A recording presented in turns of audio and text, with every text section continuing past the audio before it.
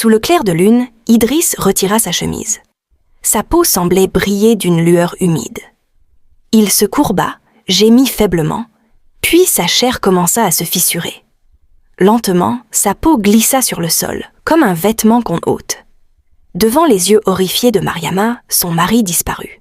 À sa place, un immense serpent noir aux yeux dorés ondulait sur l'herbe, silencieux, majestueux. Le monstre leva la tête, siffla doucement, puis glissa dans l'ouverture du puits, disparaissant dans les profondeurs. Mariama porta les mains à sa bouche pour ne pas crier. Ses jambes tremblaient. Son cœur battait si fort qu'elle crut qu'il allait exploser. Elle recula, tituba, puis courut jusqu'à la maison sans se retourner. Elle s'enferma dans la chambre, tomba à genoux et pleura toute la nuit. Quand le soleil se leva, la maison semblait paisible, presque normale. Mariama ouvrit les yeux en sursaut, espérant que tout n'était qu'un cauchemar. Mais en bas, elle entendit le bruit familier d'une cuillère contre une tasse. Elle descendit lentement les marches. Idriss était assis à la table du petit déjeuner, vêtu d'une chemise propre, le sourire tranquille. « Tu as bien dormi, mon amour ?» Mariama resta figée, incapable de répondre. Elle lui servit du thé sans remarquer sa pâleur.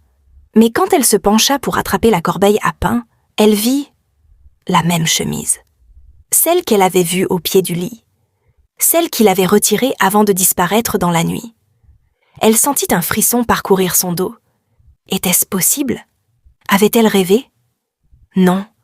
Ce regard, ce parfum d'humidité, cette froideur dans sa voix, ce n'était plus l'homme qu'elle avait épousé. Tu n'as pas bien dormi, on dirait. Idriss, tu es sorti cette nuit. Tu as encore rêvé, Mariama. Je t'ai vu, au puits. Un silence épais s'installa. Le regard d'Idriss changea imperceptiblement.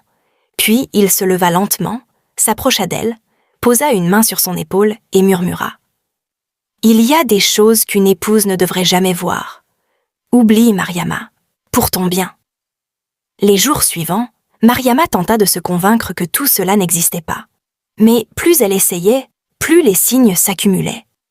Idriss restait silencieux, parfois absent, parfois trop tendre, comme pour dissimuler quelque chose.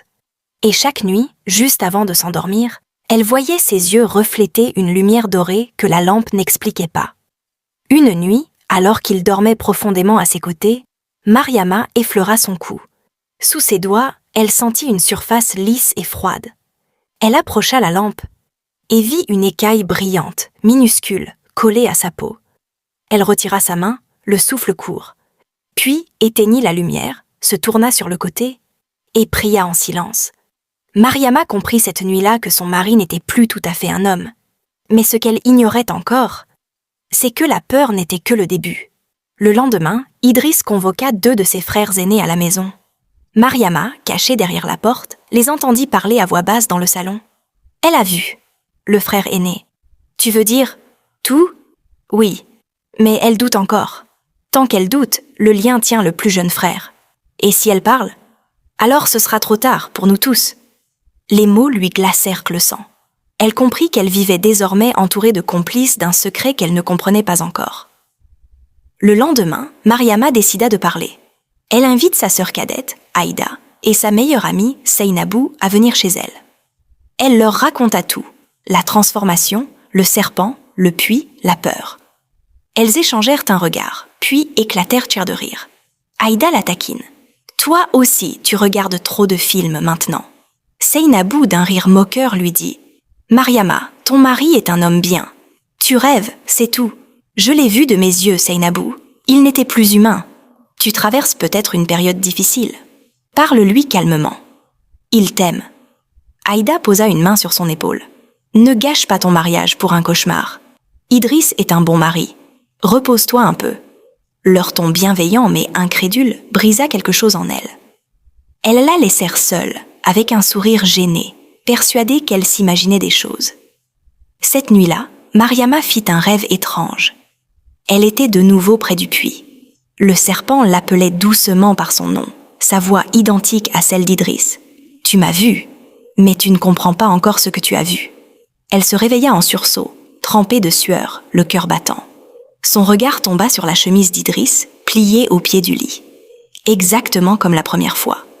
Alors, elle comprit que personne ne pourrait jamais la croire. Pas sa sœur, pas son amie, pas même sa famille.